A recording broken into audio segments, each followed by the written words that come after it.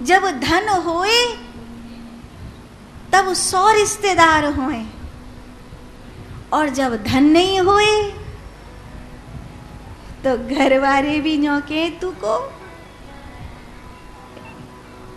कौन है भाई? अपनों खुद को सगो भाई मुंह फेर के चला जाए, ऐसी स्थिति होए कि नहीं? होती है ना ऐसी स्थिति होती। सगा भाई मुंह फेर के चला जाता है, और पैसा होता है तो दूर वाले भाई भी आके भाई जी मैं हूं ना, भाई जी मैं हूं ना ऐसे होता है। निकटतम नरसी हैं, लेकिन नरसी को पत्र लिखने के लिए सबके नाक मुंह सुकड़ गए। नानी बाई को जब पता चला मेरे पिताजी को पत्र नहीं लिखा, तो नानी बाई रोने लगी, खूब रोई। श्रीरंग मेहता ने कही, बहू क्यों रो रही है? तो सास बोली, जे चाहे कि जाको बाप न आवे और भात भरे, अरे जा पे खुद खावे को नहीं है, वो भात कहाँ ते भरेगो, यहाँ जीम में आ जावेगो। श्रीरंग मेहता कहते, कोई बात नहीं, पाती तो लिखो और भेजो। जब पाती लिखो और भेजो ये चर्चा भई, तो कछु ऐसो करो जाए कि सांप भी मर जाए और लाठी भी नहीं टूटे। हम तो कहें जी हमने तो नौ तो दे दियो, सामने वाला धनी आया ही नहीं तो हम क्या करें। तो एक नानी बाई की सास बूढ़ी डोकरी, वो खटिया में ते उठ के बोली, मैं बताऊं, इतनो मायरो लिखो कि न बापे इतनो मायरो होए और न वो आवे, इतनो मायरो लिखो।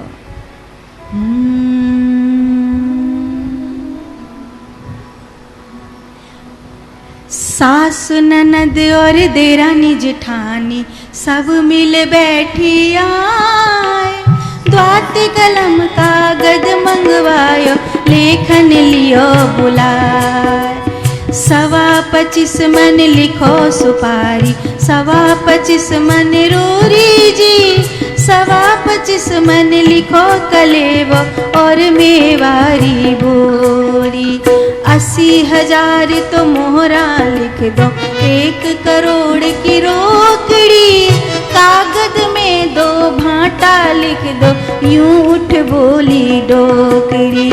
भगते बचले प्रभु सारे सब काज, नानी बाई के मायरारी ठाकुर जी ने लाज, सीताराम जी ने लाज, जय जय नारायण हरि हरि। पूरा गांव पुत जाए इतनी रोली लिखी। भाटा को क्या करेगी डोगरी? बोले सोने के भाटा पे बैठो करूंगी, सोने को भाटा लिख दो। ऐसे जिसके मन में जो आया उसने वो लिख दा। मेवा की मोरी बोरी लिख दो। उस समय हुमायूं का शासन था, महमूदी कपड़ा बड़ा महंगा आता था, तो 1000 थान महमूदी लिख दो। 80 करोड़ की रोकड़ी, जो मन आया जिसने जितना लिख दिया। इतना लिख दिया कि इतना मायरा न कभी किसी पे पैदा होगा न कोई आएगा। इतना मायरा कोई साहूकार राजा नहीं भर सके, इतना मायरो लिख दियो। को जाए, पुरोहित से गई तुम चले जाओ। पुरोहित नानी बाई का गौना कराने के लिए गया था, इसलिए उसने कहा मैं तो वह भगत को दुख देवे नहीं जाऊंगो। वह भगत को बेचारे को दुख होएगो, न तो दूंगो तो फिर वो भगवान ते मांगेगो, छोरी की खुशी के ताई रोएगो। मैं तो वह भगत को दुख देवे नहीं जाऊं, बेचारा भजन कर रहे है, तुम्हें जिसको भेजना भेज दो। एक कोकल्या बूढ़ा ब्राह्मण था, उसने जब नानी बाई का ब्याह हुआ था तभी वो गया था। उसने देखा था कि उसको 11 मोहर मिली थी, तो उसने सोची जब ब्याह में गयो तो 11 मोहर मिली, अब तो मायरे को 9 तो देवे जा रहा हूँ, 21 मोहर मिलेंगी कम से कम। सो खूब राजी होकर के कोकिल्या ब्राह्मण ने जल्दी ते पाती ली, मैं जाऊं। नानी बाई की सास ने सोची जे तो और अच्छा भयो, क्योंकि जे कोकल्या जब तक पहुँचेगा तब तक तो ब्याह हुए चुका होगा। इतनो बूढ़ो है जे ना पहुंच रो हाल ही। सो कोकुल्या ब्राह्मण ने पाती ली और नानी बाई के पास गयो, बेटी तो को अपने बाप के ताई कछु लिखवा के भेजनो है, कछु भेजनो हुए तो बता दे बेटी। कुमकुम पत्री हाथ में लियो, नानी बाई सो मिलवा गयो। जाए कोकिल्या ऐसी कही, जूनागढ़ हूँ जासु सही।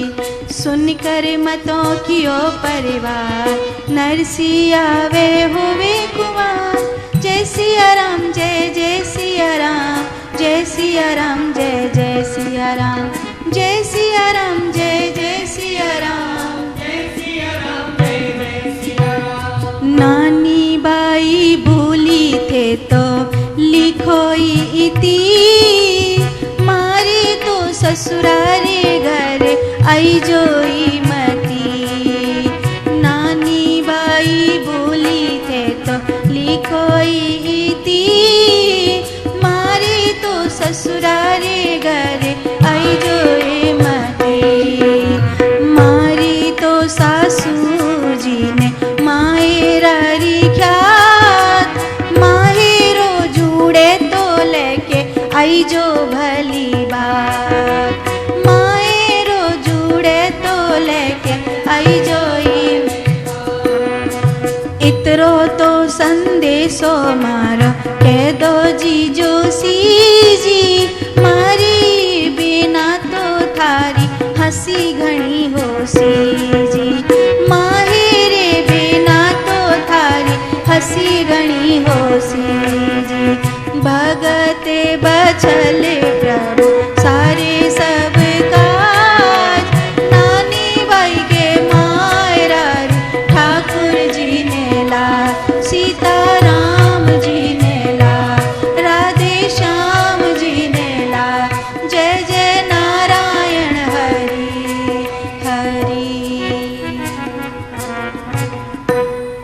मैं जित अपने पिता के दर्शन की बड़ी मन में आह लग रही है।